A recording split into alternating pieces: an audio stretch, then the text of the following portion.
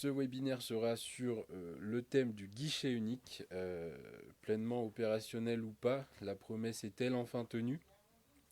C'est ce qu'on va voir aujourd'hui à travers 5 parties. Je commencerai par une petite présentation de notre cabinet, puisque c'est toujours important de savoir qui vous partage ces informations. On parlera de l'historique du guichet unique, du bilan de l'année 2024, les projections pour l'année prochaine et surtout des dysfonctionnements, puisque malheureusement tout ne fonctionne pas pour le moment. Sachez que j'ai l'espace commentaire sous mes yeux. Vous pouvez essayer de poser des questions en temps réel. Alors malheureusement, je ne suis pas omniscient. Il se pourrait qu'il y ait des questions que je ne puisse pas, sur lesquelles je ne puisse pas apporter une réponse immédiate. Dans tous les cas, nous les prendrons chacune pour répondre, soit en instantané, soit plus tard par retour de mail ou de commentaires. Si on le peut, mais n'hésitez pas à interagir. Le but, c'est que tout le monde puisse être éclairé à la fin de ce webinaire. On y va, c'est parti. Alors, MSB, c'est quoi?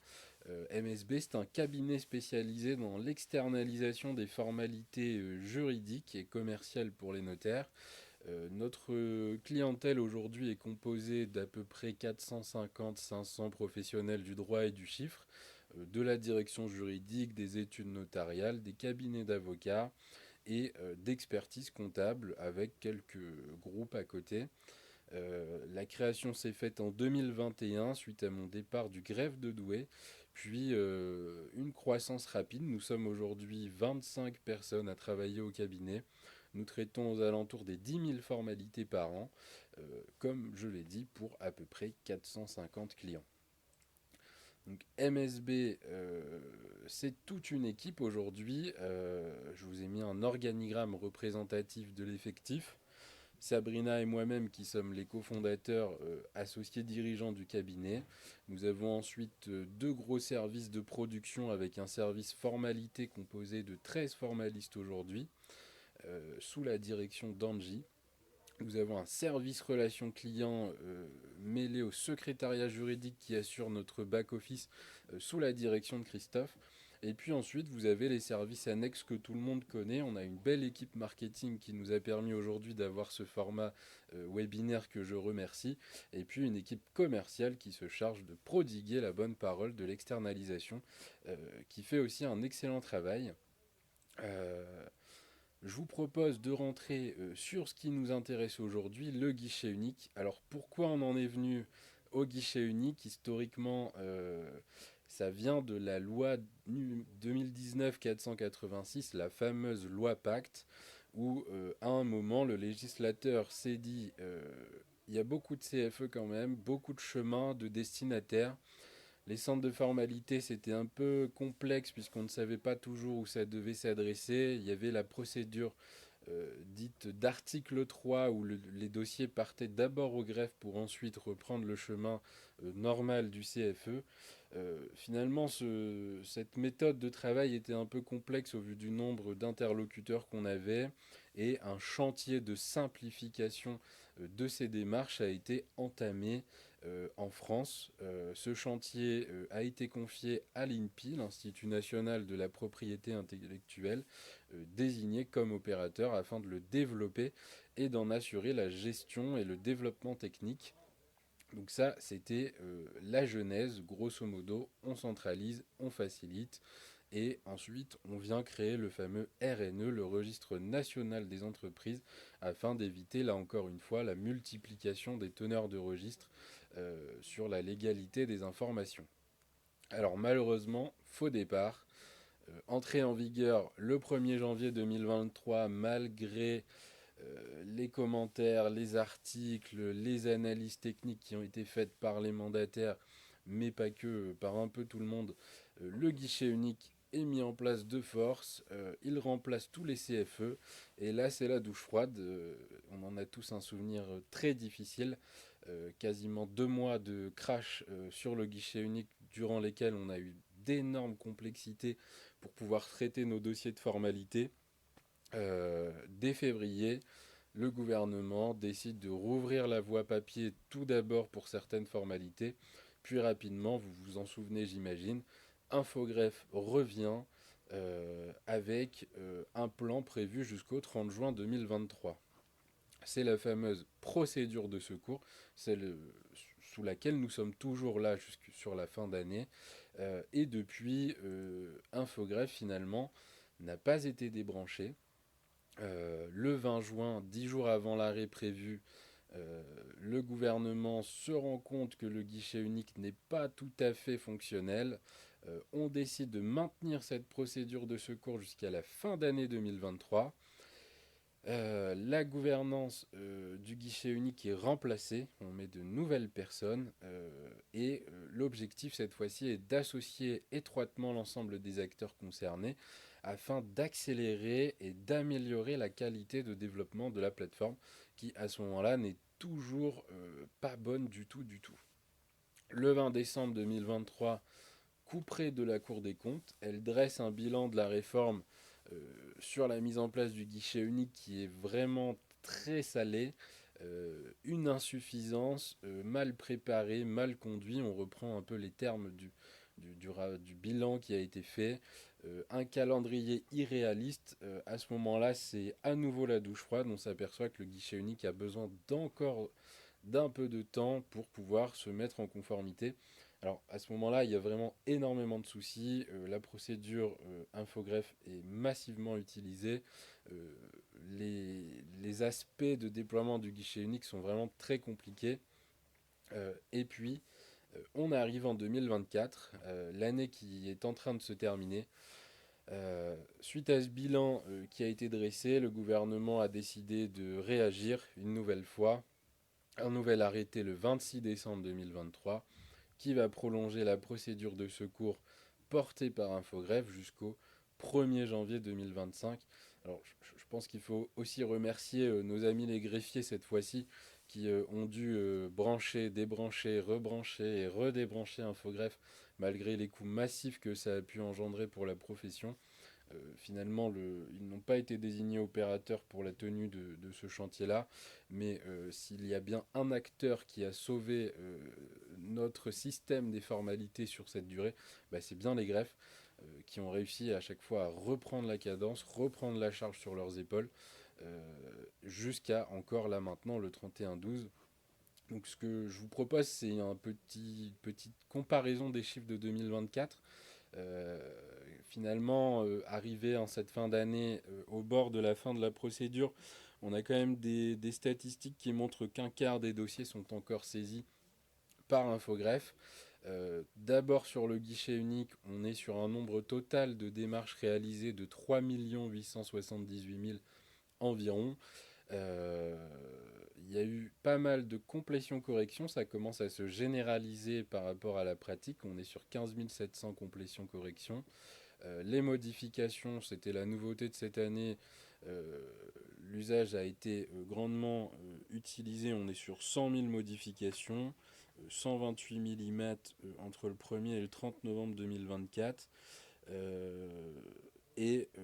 Ça fait donc 344 147 formalités hors complétion correction et actes isolés pour novembre.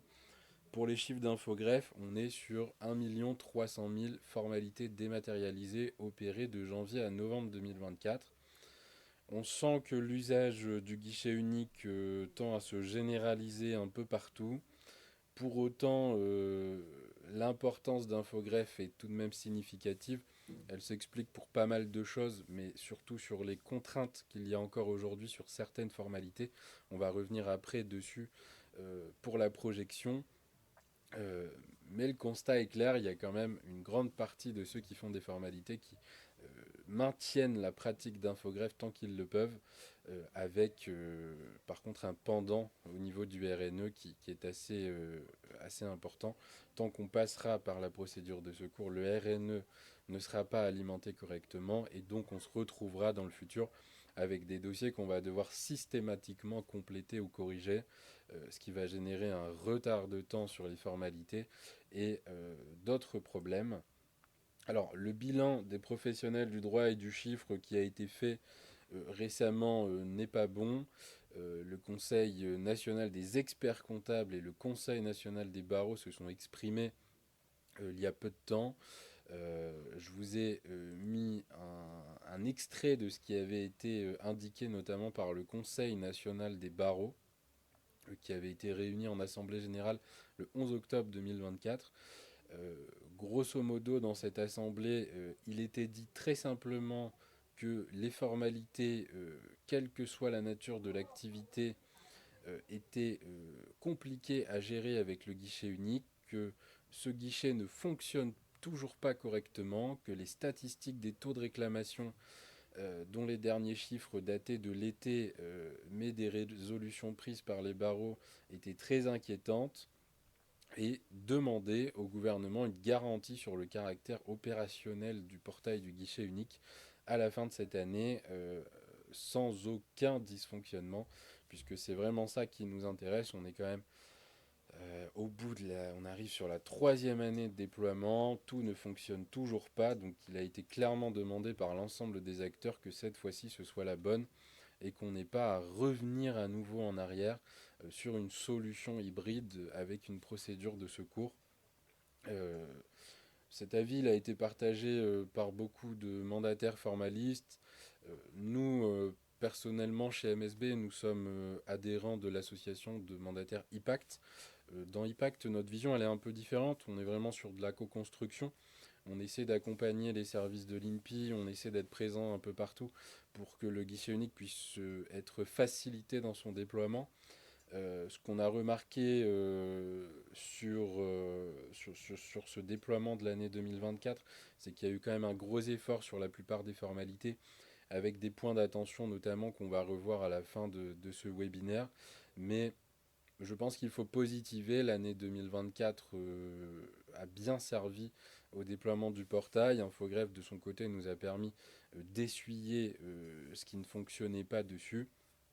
Euh, En pratique, on observe aujourd'hui un fort écart sur les taux de validation, de régularisation et de rejet définitif entre des dossiers passés sur Infogreffe et sur le guichet unique. C'est le fameux débat qui est né il y a quelques semaines où certains disaient qu'il y avait une disparité de traitement des dossiers de la part des greffes.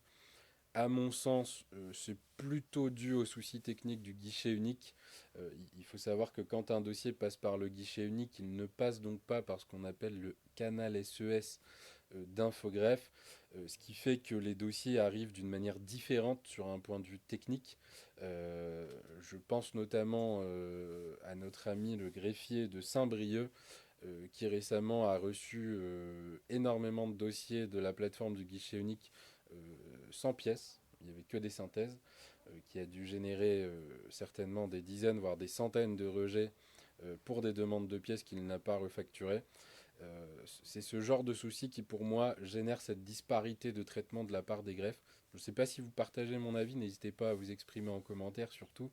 Euh, mais en tout cas, cet état suscite quand même une multitude de points d'attention, puisque chaque fois qu'il y a un problème qui est technique, bah, ça va quand même entraîner une ou plusieurs réclamations, une ou plusieurs régularisations et un ou plusieurs rejets.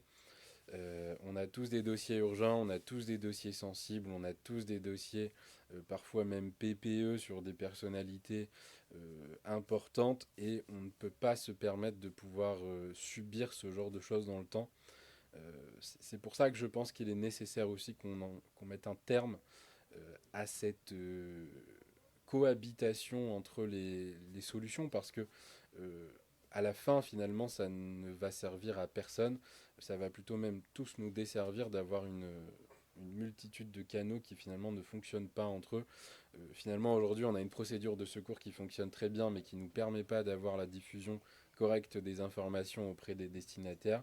Mais on a, sinon comme autre choix, le choix classique d'aller sur le guichet unique, mais on risque de se confronter parfois à un problème technique, un problème d'information. Et je pense qu'il faut vraiment mettre l'accent là-dessus pour que ça puisse se développer demain. Euh, une projection pour 2025.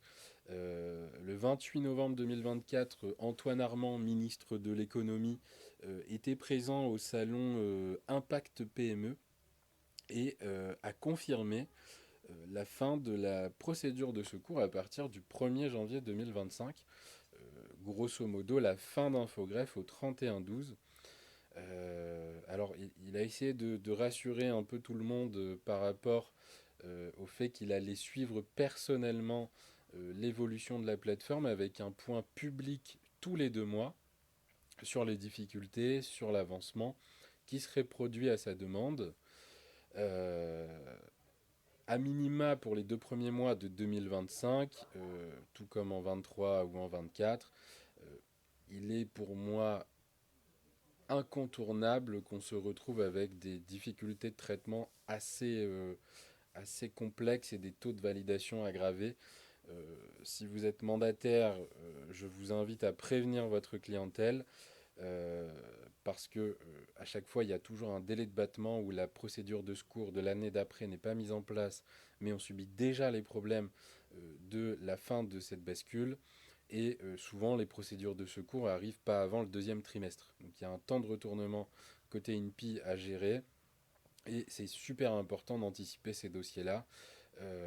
En cas de grand dysfonctionnement, mais là, vous allez dire que je vous dis ça depuis 2 ans, il est possible que cette procédure de continuité revienne, sachant que le rapport qui va guider ça sera fait par la DGE, la Direction générale des entreprises, et de l'INPI, qui vont être mis sur des capteurs pour ne pas euh, aggraver la situation des affaires françaises aujourd'hui. Alors je vois un commentaire de Sophie qui nous dit: allez-vous nous donner un mode d'emploi pour nous permettre d'éviter les soucis lors d'un enregistrement de formalité? Alors, un mode d'emploi aujourd'hui, ce serait un peu complexe d'en donner un, puisque grosso modo, la pratique à adopter est celle qu'on devrait déjà adopter depuis le début de l'année 2024 sur ce qu'il nous est permis de faire concernant le guichet unique. Grosso modo, il faudra toujours s'assurer que les données soient complètes euh, sur votre RNE. Et puis ensuite, le traitement du dossier, on pourra effectivement faire un mode d'emploi sur les process, les acteurs à contacter en cas de problème. On va en parler un peu sur les points de contact INPI, mais sur la pratique elle-même, pratico-pratique des formalités, de ce côté-là, je pense qu'il faudra juste se conformer à ce qu'on nous demande de faire déjà depuis 2024, c'est-à-dire même s'il y a une procédure de secours qui vient se remettre en place, il faut éviter de l'utiliser quand c'est pas nécessaire. Il faut se familiariser avec le portail du guichet unique et puis remonter systématiquement les cas qui ne fonctionnent pas, puisque c'est ça qui va permettre aux opérateurs de l'INPI de pouvoir demain réparer, corriger, développer la solution et en faire quelque chose qui est fonctionnel à 100%. Donc, euh, de ce qu'on de ce que j'ai pu voir dans mes échanges avec le réseau qu'on peut avoir autour de nous, il n'est pas improbable qu'au bout de 3 mois, il y ait à nouveau une procédure de continuité.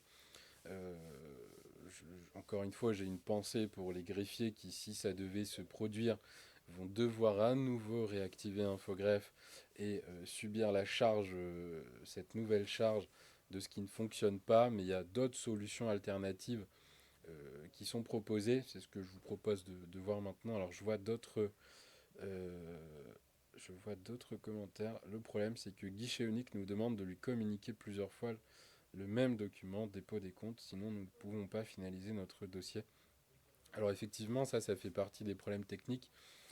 Je sais que par exemple dans les immatriculations, il y a certaines pièces qui sont présentes dans les formulaires de saisie, mais qui ne sont pas obligatoires. Euh, le guichet unique a tendance à abonder la possibilité de dépose des documents, c'est-à-dire qu'il vous propose d'en déposer plus que nécessaire. Je pense que c'est mieux que ce soit dans ce sens-là aujourd'hui. Par contre, si vous avez le problème inverse sur des documents que vous devez déposer plusieurs fois, dans ce cas-là, il faut systématiquement remonter ça auprès de l'INPI. N'hésitez pas aussi à nous les remonter à nous, MSB, qui allons pouvoir faire ce chemin avec IPACT qui est présent dans les copiles, dans les comités où on se réunit avec l'INPI pour pouvoir faire avancer cette pratique. Je prends une parenthèse pour parler d'IPACT, mais IPACT est une association qui existe depuis plusieurs années, qui était présente avant le déploiement du guichet unique. On a aidé à préparer la mise en place du guichet unique aux côtés de l'INPI, des greffes, etc. On est encore présent depuis le début du déploiement. On le sera encore une fois déployé totalement. Il y a des réunions qui se font toutes les semaines sur Paris. On a des membres de chez nous qui y sont constamment. On remonte systématiquement les informations, les problèmes. Et il ne faut pas penser que ce n'est pas inefficace, puisque chaque fois qu'un sujet est traité, c'est quand même bien audité, et parfois on arrive à avoir gain de cause. Donc là-dessus, n'hésitez pas à nous faire de remontées, et n'hésitez pas aussi à adhérer à ce type d'association. Euh, L'investissement est quasi nul au vu de ce que ça peut nous apporter sur la profession, qu'on soit avocat, notaire, expert comptable ou formaliste mandataire. Pour les points d'attention concernant les dossiers en cours, alors il y a deux choses. Tout d'abord, les dossiers déposés avant le 31 décembre 2024, Infogreffe restera ouvert afin de les régulariser jusqu'au 31 janvier 2025. C'est-à-dire que vous allez avoir un mois supplémentaire après la fermeture pour régulariser vos dossiers en cours avec Infogreffe.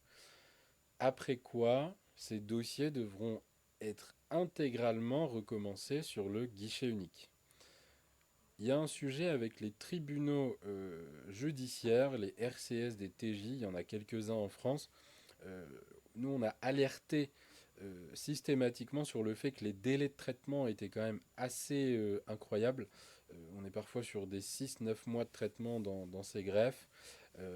La réponse ministérielle a été de dire on mettra un mois supplémentaire, on va continuer de se battre pour qu'on puisse avoir un peu plus de délai, puisque au vu du délai de traitement des tribunaux judiciaires par rapport aux tribunaux de commerce tenus par les greffiers, il y a vraiment une disparité du délai de traitement et je pense que c'est vraiment pas envisageable de faire subir ça aux utilisateurs, puisque ce serait en fait une catastrophe. On devra systématiquement recommencer la saisie des dossiers sur 6 mois de temps, ce qui n'est pas du tout possible. Euh, Par conséquent, en conclusion, concernant les greffes dont le délai de traitement est supérieur à 6 semaines, il faut nécessairement les déposer dès aujourd'hui via le guichet unique. Prenez en compte la temporalité. Aujourd'hui, on est à un mois et un peu moins de 2 semaines. Euh, Ça veut dire que si vous estimez que vous êtes sur un greffe qui dépasse les 6 semaines de traitement, vous avez quasi aucune chance de pouvoir avoir la validation de votre dossier dans les temps. N'hésitez pas à nous solliciter là-dessus si vous avez des questions ou si vous souhaitez avoir des délais sur des greffes pour lesquels vous n'avez pas encore travaillé. Nous, on a la chance de travailler avec à peu près tous les greffes de France aujourd'hui. On essaiera aussi de faire une publication la semaine prochaine sur les délais actuels des greffes pour que chacun puisse se retourner à son niveau et puis d'échanger là-dessus de manière intensive. Euh, 2025, c'est aussi un enjeu sur le RNE. Alors, je vois qu'il y a eu des commentaires, je prends le temps de les lire. Euh, Bonjour Georges, qui n'avait pas manifesté sa vue. Alors, quel sera le traitement des formalités déposées sur Infogreffe jusqu'au 31/12/2024? Alors, bonjour Thomas, sur ce sujet-là. Encore une fois, je viens de le dire, mais les- le délai de traitement des greffes va varier d'un greffe à un autre. Sur l'île, en ce moment, on est à 2-3 semaines. Sur Bobigny, on est à 2-3 jours. Ce ne sont pas du tout les mêmes temporalités de traitement en fonction des grèves, de la taille des grèves, de l'endroit où ils sont et de ce qu'ils subissent comme flux en ce moment. On ne peut pas donner un délai euh, général de traitement des dossiers sur la France entière. Par contre, ce qu'on pourra essayer de proposer à notre niveau, et c'est pour ça que je vous invite à nous suivre aussi sur les réseaux, c'est vous mettre un tableau actualisé des délais de traitement des greffes sur la fin d'année, qu'on essaiera de tenir semaine après semaine. Comme ça, chacun pourra essayer de mesurer euh, ce qu'il en est pour sa partie à lui. Alors, Cindy, est-ce que les dépôts d'actes papier seront toujours autorisés auprès des greffes dans l'affirmative? Quelles sont les conséquences via le RNE? Alors, je vais venir dessus. Juste après, je mets votre question en suspens. On parle du RNE. Alors, le RNE, aujourd'hui, une formalité réalisée sur le guichet unique, les bases de données du RNE sont mises soit directement au RNE lors de la validation par le portail, soit indirectement via le RNCS, le Registre national du commerce et des sociétés, qui est tenu par les greffes. Le RNE tel qu'on le connaît depuis le début est notamment issu des données parfois incomplètes ou erronées du RNCS. C'est pour ça qu'il y a eu énormément de problèmes de correction, de complétion, puisque l'INPI en fait n'a pas pris la charge de tenir lui-même et de sublimer ce registre RNE, ils ont demandé à nous mandataires de venir par voie de formalité compléter ce registre. Alors moi je trouve personnellement que c'est un non-sens total que ce soit aux mandataires de devoir corriger le registre tenu par l'État. Euh, on n'a jamais vu ça historiquement. Les greffiers tenaient très bien le registre du commerce et des sociétés, il n'y avait pas de problème. Je n'ai pas compris pourquoi on ne reste pas sur la même problématique. Et d'ailleurs, finalement, aujourd'hui, on se retrouve avec deux extraits.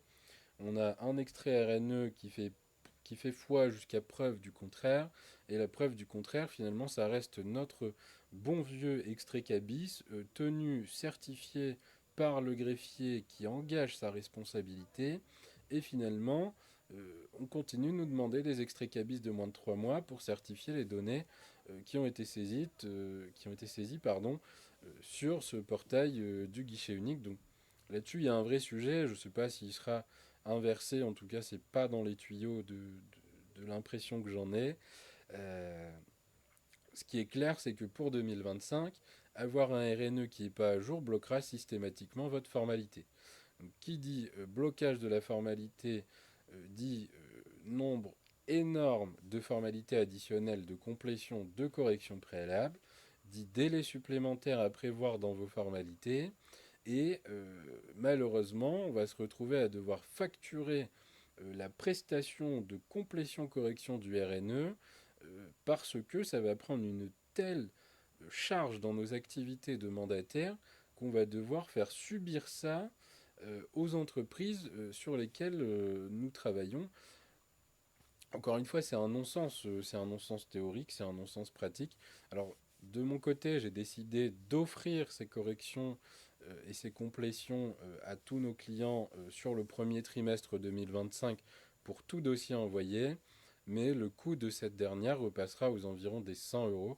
Alors, ce sera à confirmer en fonction des simplifications ou non, mais il y aura un coût qui sera opposé dès le deuxième trimestre, puisque sinon, en fait, nous allons passer si vous passez une demi-heure sur la saisie d'un dossier de formalité et que vous devez repasser d'abord un quart d'heure pour pouvoir mettre à jour votre RNE, bah, grosso modo, on a des impacts sur notre activité qui sont énormes. Donc, pour le RNE, attention, il faudra vérifier systématiquement que votre base est à jour, sinon vous ne pourrez pas saisir vos formalités. Prévoyez-le dans votre temps passé par dossier, prévoyez-le dans votre facturation, puisque sinon ça risque d'être compliqué pour vous sur le démarrage de 2025. Alors je reprends le temps de lire les commentaires. Les greffes ont l'obligation de traiter les formalités et régularisations déposées via Infogreffe jusqu'au 31 janvier 2025. Alors c'était pas une question, c'était une affirmation. Euh, Peut-être parce que le RCS n'a pas donné toutes les données à l'INPI pour alimenter le RNE. Alors bonjour Tony, c'est une intervention qui est pertinente. En fait, c'est pas comme ça que ça fonctionne, on est plutôt sur de l'extraction de données. Le RNE est venu se brancher sur l'ensemble des registres tenus par les différents CFE existants, et cette extraction qui n'a pas été parfaite a été conservée en l'état et n'a pas permis d'avoir un RNE qui est aujourd'hui complet. C'est ce qui génère les problèmes qu'on rencontre aujourd'hui. Il a été demandé plusieurs fois à l'INPI de repasser sur cette extraction pour venir la parfaire, mais la position aujourd'hui est plutôt claire de leur côté. C'est au mandataire de compléter son dossier en un lot. On verra comment ça va se modifier dans le temps. J'imagine que ça finira soit dans le temps par se corriger par soi-même, soit il y aura d'autres décisions. Ça, aujourd'hui, j'ai pas l'information. Ce qui est clair, c'est que l'impact immédiat est d'inclure ça dans votre façon de travailler, puisqu'on ne pourra pas passer à côté. Alors, en cas de dysfonctionnement, Antoine Armand a annoncé qu'il y aurait une cellule mise en place entre la Direction générale des affaires et l'INPI afin de pouvoir corriger toute remontée qui serait liée à la plateforme du guichet unique. Une première possibilité est d'avoir un contact INPI par téléphone ou par ticket au support. L'effectif support de l'INPI a été augmenté considérablement durant toute l'année 2024. Les équipes sont de mieux en mieux formées et sont plutôt bien maîtres des process. Euh, il est prévu que ce soit le premier point d'entrée de ce côté-là. Euh, En cas de dysfonctionnement trop important, on en a parlé il y a quelques instants, la procédure de secours d'infogreffe sera certainement remise en place rapidement pour pallier à ça. Et si vos formalités étaient bloquées ou s'il y a des choses sur lesquelles vous n'êtes pas à l'aise, petite parenthèse commerciale, mais n'hésitez pas en tant que professionnel du droit à vous tourner sur les mandataires formalistes qui existent aujourd'hui. Nous, on fait ça depuis des années. En général, on arrive à trouver le petit trou de souris dans lequel s'infiltrer pour aller débloquer un dossier. Nous, avec 10 000 dossiers par an, on a la chance de pouvoir rencontrer la plupart des problématiques complexes qu'on peut rencontrer autour des formalités. J'en parlerai après, mais je pense aux transferts transfrontaliers, Sofica, Sofipêche, les fonds, les associations, des choses que vous rencontrez pas souvent. Et nous, les mandataires formalistes, ça c'est notre quotidien. Donc, je pense que l'externalisation, pour faire un peu de philosophie dans le futur, mais j'imagine que l'externalisation des formalités va devenir incontournable au vu du déploiement et de la fin de procédure qui se met doucement en place. Aujourd'hui, le temps passé calculé par un avocat, un notaire sur un dossier qu'il n'en fait pas, s'il n'en fait pas beaucoup dans l'année, il est considérable. Le temps perdu coûte très cher et finalement, c'est aussi pour ça que l'externalisation s'est autant développée en France sur les 3 dernières années. C'est parce que ce métier-là est vraiment en train de s'imbriquer dans les process de traitement des formalités qui est finalement la dernière brique après le conseil, le montage qui est fait auprès du chef d'entreprise. Donc, en tant qu'acteur, nous, dans le cadre de cette action interministérielle, et en tant qu'expert du guichet unique, je pense qu'on peut le dire via IPACT, on sera en mesure de traiter ces dossiers efficacement. Euh, alors je reprends les commentaires. Avec l'IA, tout sera vite résolu. Un commentaire de Véronique. Alors c'est un commentaire très intéressant. Tout le monde parle d'IA cette année. Alors l'IA dans les formalités, bien sûr, c'est déjà très présent sur les parties notamment annonces légales. Certains espèrent avoir des traitements automatisés du dépôt des comptes annuels dans l'avenir sur du court moyen terme. Cependant, je pense que la base juridique et l'expertise, vous voyez, quand on parle des dossiers de société civile, avec des lois 2005, des associés qui sont décédés il y a 20 ans, puis 15, puis 10, et il faut tout remettre dans le sens, euh, ça, ce sera jamais traité par l'IA rapidement, en tout cas pas tout de suite. Après, effectivement, l'IA va s'imbriquer dans l'ensemble des métiers du droit existants aujourd'hui. Alors, Tony nous dit les greffiers ouvriront une plateforme et ça sera réglé. Alors, pour l'instant, réglementairement, ils ne peuvent pas. Peut-être qu'ils y travailleront plus tard ou qu'il y aura des autorisations, pourquoi pas. Ce qui est certain, c'est qu'aujourd'hui, ceux qui peuvent proposer des formalités et qui ont une forme étatique, je pense au CMA et au CCI, le font pas gratuitement. Et la qualité qui en ressort n'est pas différente ou facilitée par rapport à un cabinet classique. Donc, sujet futur peut-être, en tout cas, c'est pas notre sujet du jour. Euh, pour les dysfonctionnements, en conclusion, première possibilité, c'est Contact INPI support téléphone. Deuxième possibilité, dysfonctionnement trop important, remise en place d'une plateforme, d'une procédure de secours d'infogreffe. Et troisième possibilité, externalisation des formalités trop complexes sur des acteurs qui deviendront incontournables, que sont les cabinets de formalités. Euh, Nous, on a bien noté que cette fameuse possibilité de passer par les dossiers papier dans l'avenir pourrait être possible sur certaines typologies de dossiers. Euh, on a eu par exemple là très récemment un transfert de sociétés transfrontalières qui n'était en fait ni prévu par le guichet unique ni prévu par Infogreffe. De ce côté-là, il est toujours possible de pouvoir envoyer un dossier papier.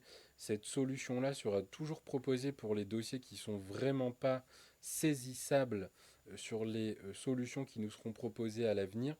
Ça, c'est important de le garder en tête, puisque il y a toujours une possibilité alternative à la saisie des plateformes.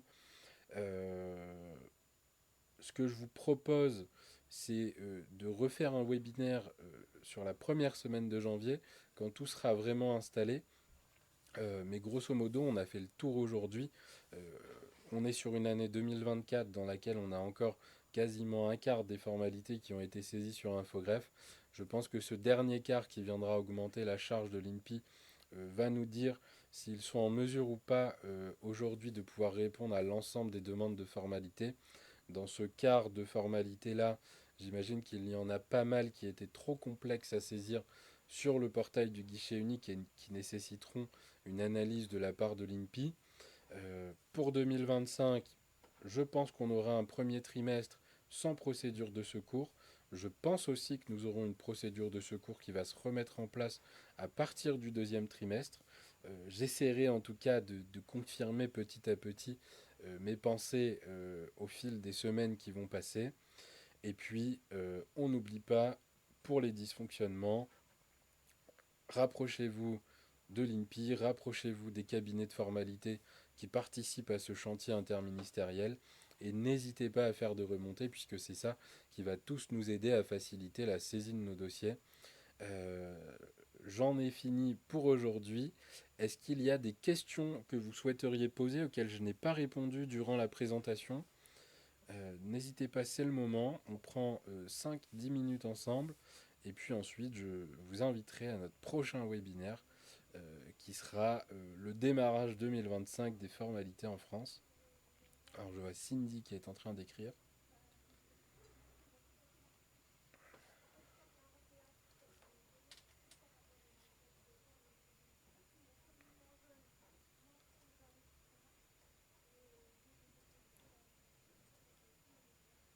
Ah, Cindy nous remercie simplement. Merci à vous d'avoir assisté. Euh, Tony nous dit, est-ce que vous prenez le retour d'Infogreffe au deuxième trimestre? Alors oui Tony, je pense que qu'Infogreffe risque de revenir au deuxième trimestre. Alors est-ce que je le prône? J'irai pas jusque-là. En tout cas, j'ai l'impression qu'il y a encore certaines complexités qui risqueraient de générer ce retour d'Infogreffe sur un système à double fonctionnement sur encore une partie de l'année prochaine. Pourquoi pas jusqu'à la fin du premier semestre. Je ne peux pas l'affirmer à aujourd'hui, c'est pour ça que je prends beaucoup de précautions, mais je ne vois pas en l'état actuel des choses comment cela pourrait être évité au vu des problèmes qu'on rencontre tous les jours. J'espère avoir répondu assez bien à votre question. Alors Valérie nous demande si une copie de l'enregistrement sera possible. C'est ce que je vous avais dit en tout début d'enregistrement. Pour ceux qui sont arrivés en cours de route ou pour ceux qui n'ont pas pu accéder à ce webinaire en direct, il y a un replay qui vous sera envoyé par mail à l'issue de notre présentation. N'hésitez pas à l'utiliser, le partager, en prendre connaissance et vous aurez bien sûr notre email de contact sur lequel vous pourrez m'envoyer toutes les questions qui vous viennent en tête. Je suis aussi disponible et très présent sur les réseaux sociaux, notamment sur LinkedIn où je partage un post quasiment par jour sur les formalités. Donc n'hésitez pas. Désolé Hubert si vous êtes arrivé après 40 minutes de retard, mais le replay vous sera envoyé aujourd'hui. Et puis, moi, je voudrais tous vous remercier d'avoir assisté à ce webinaire. J'espère qu'il vous a été utile et intéressant. Il n'y en aura pas d'autres avant la nouvelle année. Donc, je me permets de vous souhaiter par avance des joyeuses fêtes de Noël et une bonne fête de fin d'année. On se retrouve à la fin de la première semaine du mois de janvier afin de faire le point sur ce qui a été finalement mis en place. On vous enverra un premier email dès la semaine prochaine afin de vous inviter à ce prochain webinaire. Et puis n'hésitez pas à nous suivre encore une fois sur les réseaux. On va poster tous les jours jusqu'à la fin. On vous tiendra au courant de tout ce qui se passe. Et on continue de travailler intensément sur le guichet unique. A bientôt et bonne journée à tout le monde.